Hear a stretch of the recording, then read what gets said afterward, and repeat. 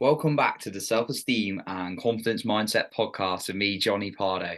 Today, I welcome back Jenn to the show, where we're going to be talking about many things around self-confidence. We're going to be talking about mindset, setting boundaries, and really enjoying more of life. And really excited about my conversation with Jenn, and we previously talked. So just an introduction to Jenn. So Jenn is an entrepreneur, an author, a mother, a coach, also specializing in helping women overcome addiction and step into the best versions of themselves. An overall, all amazing person. So, Jenn, welcome back to the show, first of all. And I know we talked about previously how you had stepped from a place of in your life where you had a few challenges to actually living in a place where life was more enjoyable, and you were loving what you were doing. So yeah, just be really useful to know a little bit about what you're doing currently now, helping women. Well, yeah, first of all, I am so excited to be here with you and to have this conversation with you. So right now I'm currently living in Colorado and I have my son with me part-time. So his dad and I do 1 week on and 1 week off. And so between balancing being a mother and being an entrepreneur, life is busy, but it's really good. So right now, I mean, what I'm doing currently right now is I am taking one-on-one clients with coaching, and I just developed a program for women. Calling it the sober mom. Awesome. Yeah, The I'm really excited. I'm really excited about it because it's been on my heart for a long time to do. And I've just kind of been talking myself out of it for a long time too. And so finally, like the universe, I feel like just kept giving me like nudges that like I need to do this, you need to do this, Jenn. The universe kept speaking to me. And so finally I just decided I'm gonna do it. And so I started creating it about a month ago, and then we're gonna launch it in a couple weeks. Oh, brilliant. That sounds fantastic. And what's like obviously apart from the obvious of like the sober mum, what's the main kind of aim from the program for people? Is it to It's really going to be a program for us women to it's essentially going to help women become women who don't have any desire to drink. mm, Um Rather than, I feel like most of us when we are like when we're drinking and struggling with that, right? And I feel like a lot of us women especially don't resonate with going to AA or rehab or anything like that. And so I never went to AA or rehab.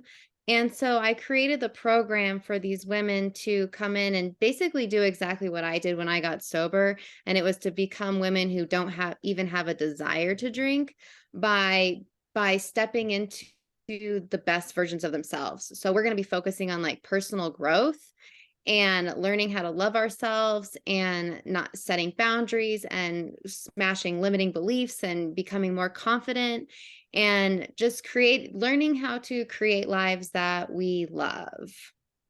So we can essentially let go of anything that doesn't serve us, not just alcohol, but literally anything, men, jobs, it's fear.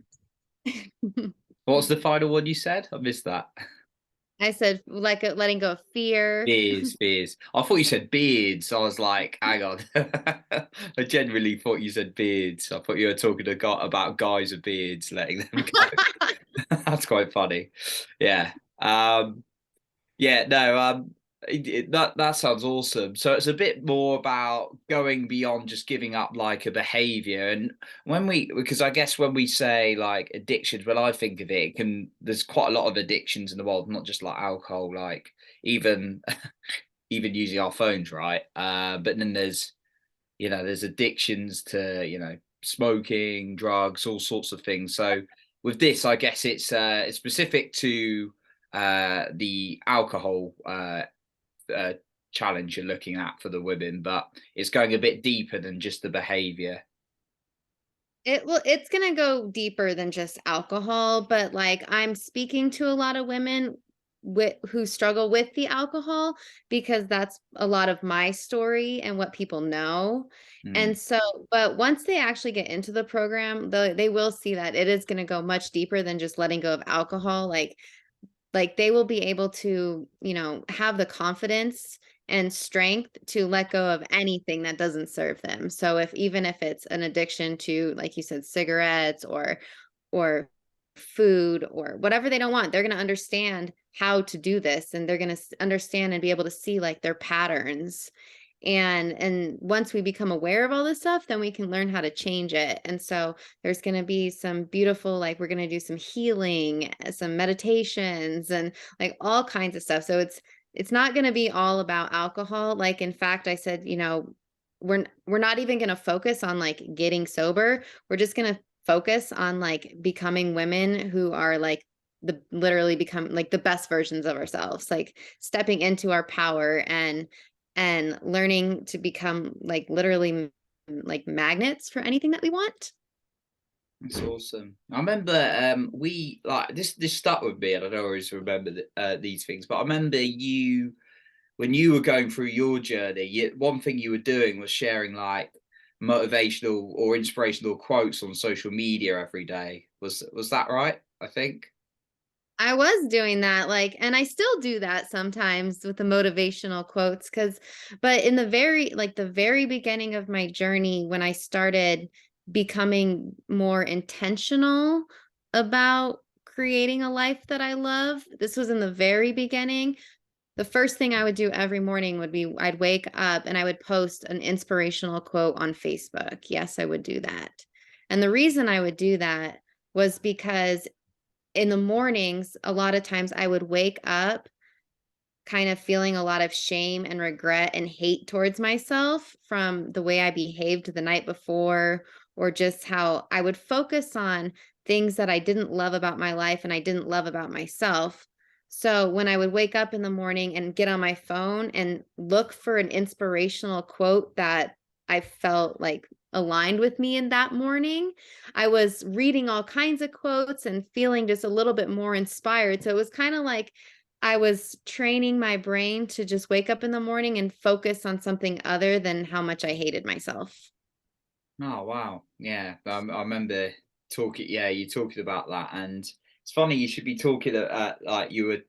I've had a couple of conversations recently on podcasts, and it's funny. The common theme we're picking up here is actually that focus on where you want to go and what you want to do, and that sounds very much like your program because um, I know obviously you're from the Tony world as well, and you're very keen with the events, and you have this kind of like focus where I'm going. So sounds with your program, you're getting people to focus on where they want to go, so they're not focusing towards some of these challenges, which is keeping them there. Sounds great. Yeah, for sure. I think like for me, I saw this video and it was a lady who had a cup of water and she filled the cup of water with dirt. And the dirt represented all the problems in our life and all the shame and all Mm, our past mistakes. And the dirt represented everything negative in our past and or just everything negative in our life. And she starts spooning out the dirt. And as she's spooning it out, it was just taking forever to just spoon out the dirt, because when you're focused on the negative in the past and just focused on all the problems and trying to, spending years in therapy just talking about this stuff, you're just spooning out the dirt all the time. It just takes forever and you don't get anywhere.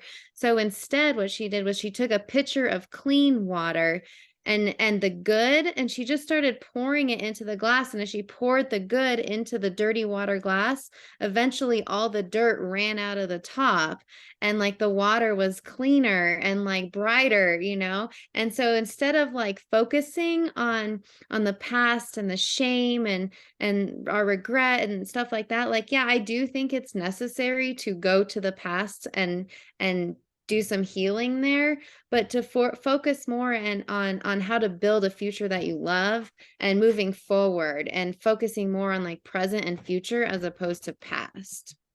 Wow. Yeah. No, it's I love that. I love that. I'm visualizing that as well. I don't know if I've seen that one, but yeah, I can see that's a really good demonstration. So thanks for bringing that one up in terms of, yeah, just digging in the past. And like you say, yeah, there is some going into the past and, actually feeling the things, but too much of that is like trying to dig that dirt out constantly. So that's really good.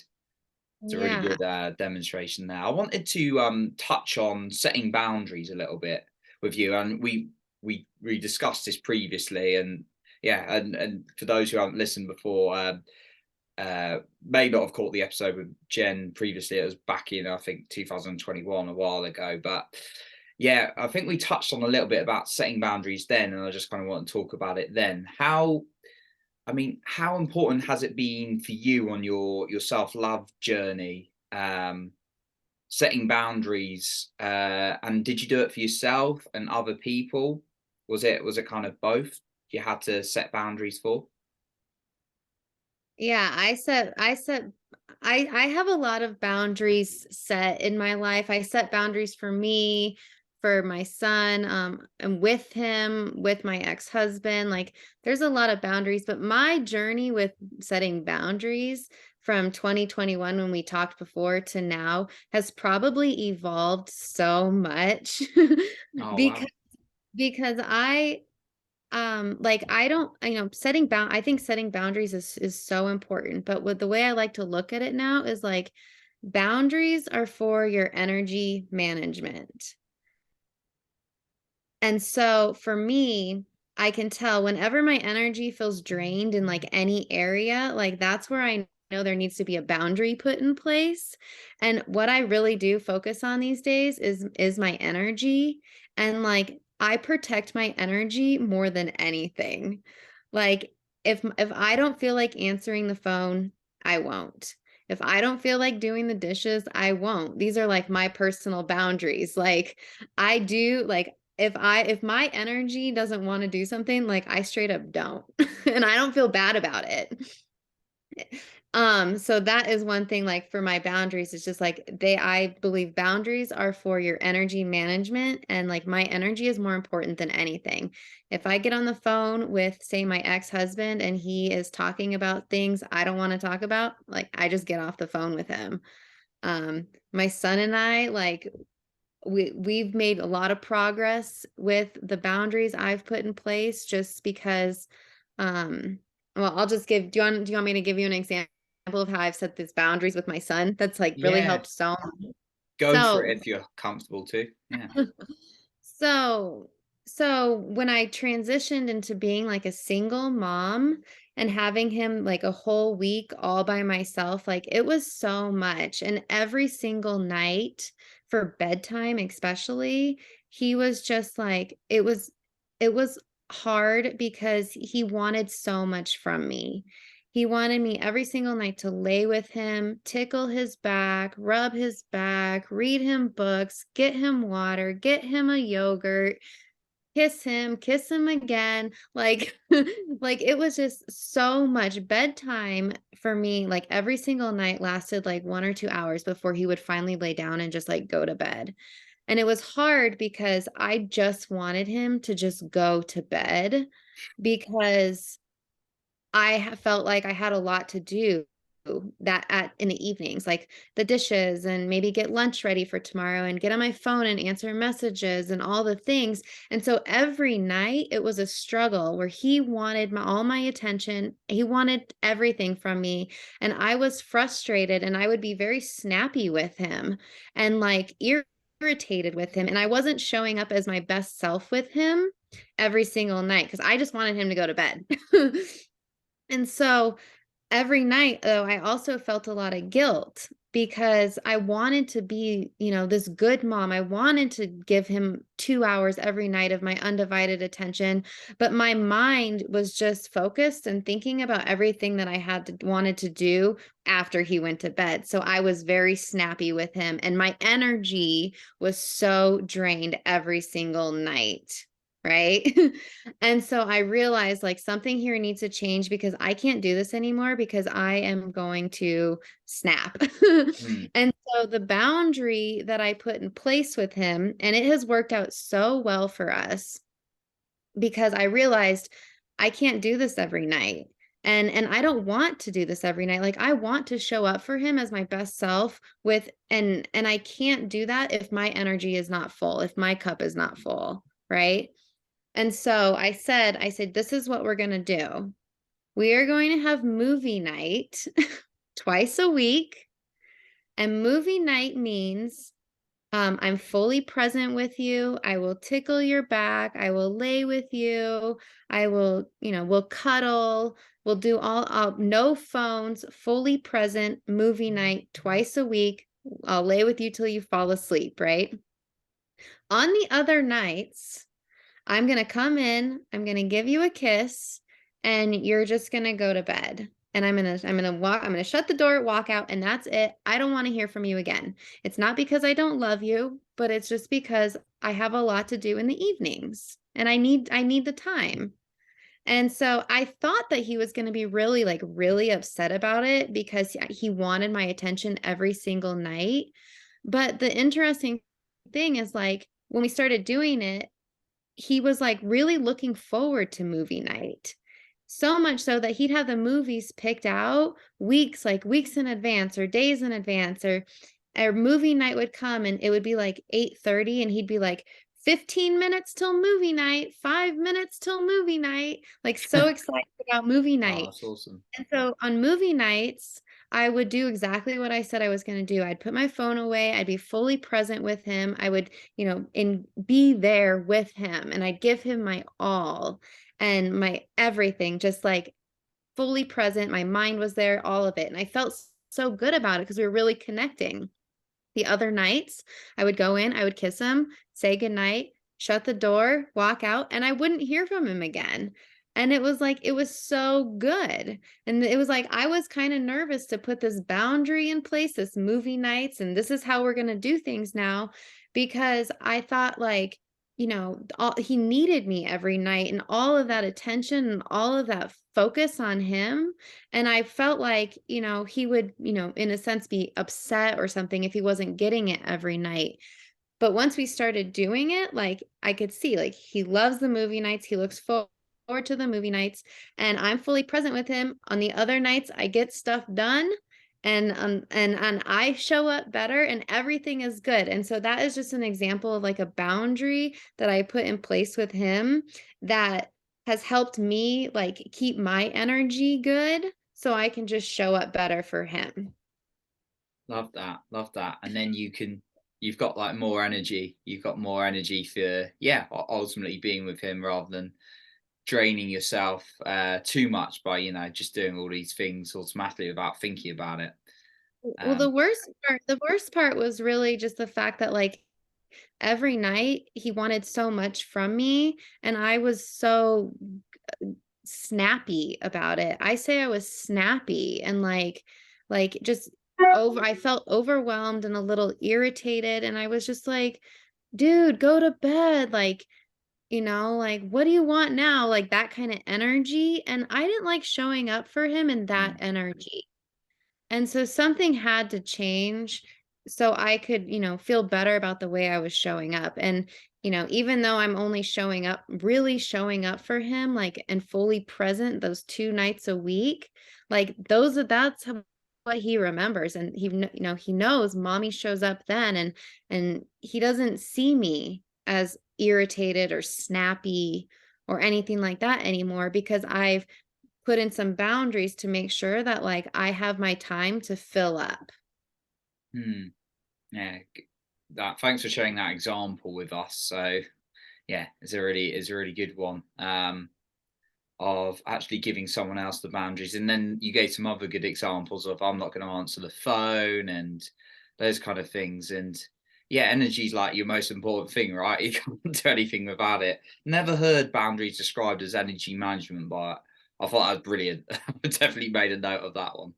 It is their energy management. And I'll tell you, once I realized how important it is to protect my own energy so I can show up better for other people by setting boundaries, I've now can see other people's boundaries and I respect their boundaries. And I can see when other people have their boundaries in place, protecting their energy, and I don't take it personally anymore. Where in the past, if somebody wouldn't answer their phone or if somebody wouldn't, want to talk to me at a certain time or, I would take things very personal. But now I can see, even if they don't see it, I can see, oh, that's just a boundary they have, even though they may not even know how to label it that way. But that's what it is. It's Mm. a boundary. And so the more I'm able to set healthy boundaries for me, I can see the boundaries that other people have set and I don't take them personal. And so at life, it's all good. That's awesome. And with boundaries, like as well as people, do you have boundaries for like certain things you like expose yourself to, like certain information, certain like books, things like that? Do you have boundaries in place for yourself in that respect? I mean, sure. As far as like information or people, like I know that there are certain people in my life that when I talk to them, they drain my energy. So my boundaries with those people are, I know if I get on the phone with them, how I'm going to feel when I get off. Do I have the energy for this? Yes or no? And then I just decide so, certain people, because some people that kind of information or letting them in into my brain, like some people I can't fully cut out of my life, but I know what I'm going to get when I'm around them, and so I limit my time. I Hmm. do that. Other boundaries, like I haven't watched the news in forever. I don't really get involved in any of that kind of stuff. I just stay out of all that pretty much. I read personal development books and I try to keep my mind right. So yeah. Yeah. What you said, I like your point about what you said. There's some people, you can't necessarily completely cut out of your life, but you minimize it. And sometimes there's things, I guess, we've got to do, but doing too much of the things that drain your energy is just going to wipe you out. And I've certainly experienced that before as well. So, wow, I really love that, Jed. I've written that down. Boundaries equals energy management. It's Uh, so good. And I don't know, I don't want to take up too much of your time, but I did hear a story. So I'm not, can I say more? yeah, go for it. Go for it, please. So I'm not super religious or anything, but I am spiritual. Mm, And I have been going to church on Sundays for a little over a year now, and I love it. I love my church so much. But I heard this story, and there honestly, I'm not going to preach the Bible, but there is so much you can learn from the Bible. There really is. And there was this story that I heard and it was Jesus. And Jesus had disappeared. He went into the woods for 3 days. He just disappeared. And everybody in the town was looking for Jesus. Everybody's like, where's Jesus? Where's Jesus? Like, we all need Jesus. Everybody needs Jesus. And Jesus was in the woods and he was praying for 3 days. And these guys from the town finally find Jesus in the woods. He's praying and they're kind of like, Jesus, like, what are you doing? Like, the whole town needs you. Jesus, like, what are you doing? You've disappeared. The whole town needs you. And Jesus, he knew that in order for him to give to the whole town in the way that they needed him to, he had to spend 3 days in the woods filling up his cup, praying, or, what I like to meditate, or I'm going dancing tonight to fill up my cup. Jesus knew the importance of taking time for himself so he could give to the entire town. And sometimes, like, we feel like, as humans and people and mothers and fathers and, coaches and everybody, like, we just give and give and give and give and give and give and give to everybody. We give to our children, we give to everybody, and we don't take the time to maybe set a boundary for ourselves where we can take time to fill up our cups so we can give to the entire town that needs us. It's so important. The energy management. Jesus knew about energy management. He didn't say it like that, but like that's what he was doing. Was he disappeared in the woods for 3 days to fill up his energy cup so he could give it to the town, the overflow. Mm. Yeah, and Jesus was doing it. So that's a good example in itself. I mean, if Jesus does it, like, There's a hint there. Love it. Yeah, Jen, just yeah, thanks so much. And I just one thing I wanted to really touch on just before we end and sort of like wrap up was the